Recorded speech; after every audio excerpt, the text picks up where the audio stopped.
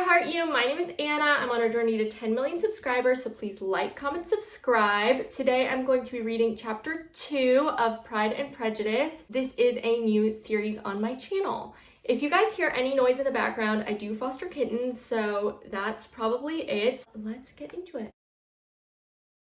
Mr. Bennet was among the earliest of those who waited on Mr. Bingley. He had always intended to visit him, though to the last always assuring his wife that he should not go. Until the evening after the visit was paid, she had no knowledge of it. It was then disclosed in the following manner. Observing his second daughter employed in trimming a hat, he suddenly addressed her with, "I hope Mr. Bingley will like it, Lizzie." "We are not in a way to know what Mr. Bingley likes," said her mother resentfully, "since we are not to visit." "But you forget, mamma," said Elizabeth, "that we shall meet him at the assemblies, and that Mrs. Long has promised to introduce him." "I do not believe Mrs. Long will do any such thing. She has 2 nieces of her own. She is a selfish, hypocritical woman, and I have no opinion of her." "No more have I," said Mr. Bennet, "and I am glad to find that you do not depend on her serving you." Mrs. Bennet deigned not to make any reply, but unable to contain herself, began scolding one of her daughters. "Don't keep coughing so, Kitty, for heaven's sake! Have a little compassion on my nerves. You tear them to pieces." "Kitty has no discretion in her coughs," said her father. "She times them ill." "I do not cough for my own amusement," replied Kitty fretfully. "When is your next ball to be, Lizzie?"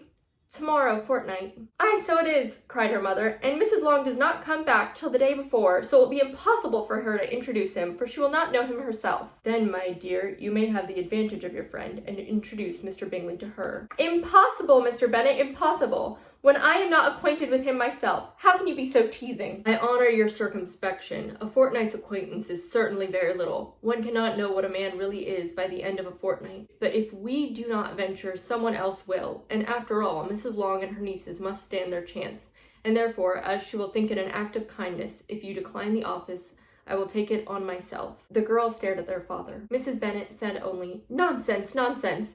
"What can be the meaning of that emphatic exclamation?" cried he. "Do you consider the forms of introduction and the stress that is laid on them as nonsense? I cannot quite agree with you there. What say you, Mary? For you are a young lady of deep reflection, I know, and read great books and make extracts." Mary wished to say something sensible, but knew not how. "While Mary is adjusting her ideas," he continued, "let us return to Mr. Bingley." "I'm sick of Mr. Bingley," cried his wife. "I'm so sorry to hear that. But why did you not tell me so before? If I had known as much this morning, I certainly would not have called on him. It is very unlucky, but as I have actually paid the visit, we cannot escape the acquaintance now." The astonishment of the ladies was just what he wished, that of Mrs. Bennet perhaps surpassing the rest, though when the first tumult of joy was over, she began to declare that it was what she had expected all the while. "How good it was in you, my dear Mr. Bennet! But I knew I should persuade you at least. I was sure you loved your girls too well to neglect such an acquaintance. Well, how pleased I am! And it is such a good joke, too, that you should have gone this morning and never said a word about it till now." "Now, Kitty, you may cough as much as you choose," said Mr. Bennet, and as he spoke he left the room, fatigued with the raptures of his wife. "What an excellent father you have, girls," said she when the door was shut. "I do not know how you will ever make him amends for his kindness, or me either, for that matter.